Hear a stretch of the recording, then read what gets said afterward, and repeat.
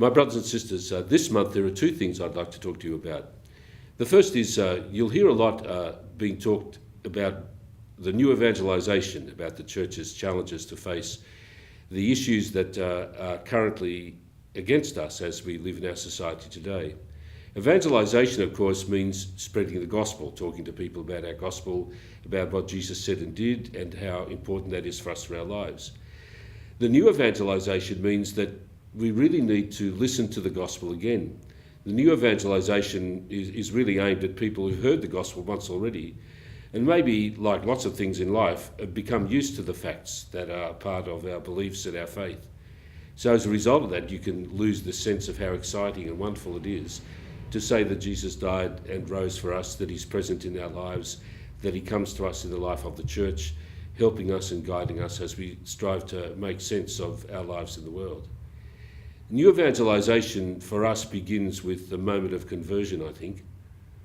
If we are to take the gospel into our lives anew, it means that we need to look at what we need to change in our lives, to listen again, to take on board what it is that the Lord is saying to us. So while much of the talk about new evangelization is about the way in which the church faces the rests of the society in which we live, I really believe that the first moment of new evangelization has to be that moment of new evangelization for us. We need to be converted to the gospel again, so that we're then more able today to witness to the power of the gospel, and especially to the presence of Christ in our lives as we live in the world today.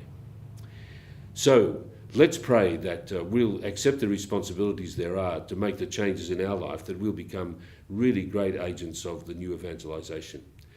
We'll be talking much about this as we move forward in the Archdiocese in our lives. It's of course part of our planning for the future. It's part of the Leap Ahead program. It's part of Living Catholic.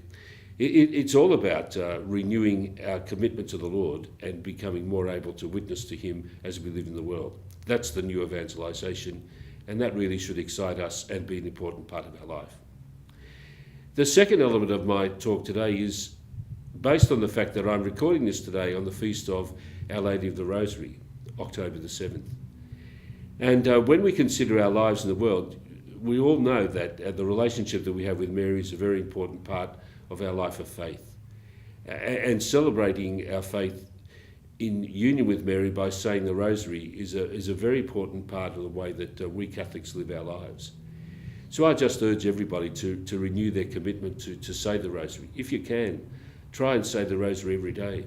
And use the Rosary as a prayer to Our Lady for help for you, but help for all of us, and help for us especially as we face the challenges that are part of our lives today in preparing to be the new evangelizers, the new witnesses to the Lord. Mary's love for us and her guidance and care for us is a most important part of the way that we live out our experience of being Catholic. So to turn to her in the Rosary, even if we were to say part of the Rosary every day, a decade, but if we could say the whole Rosary, it'd be even better. But even if we could say part of the Rosary every day, we're a really important part of the way in which we go about renewing our lives of faith today. But remember, if we are to be the witnesses to the Lord that Jesus wants us to be, we must be prepared to be converted first.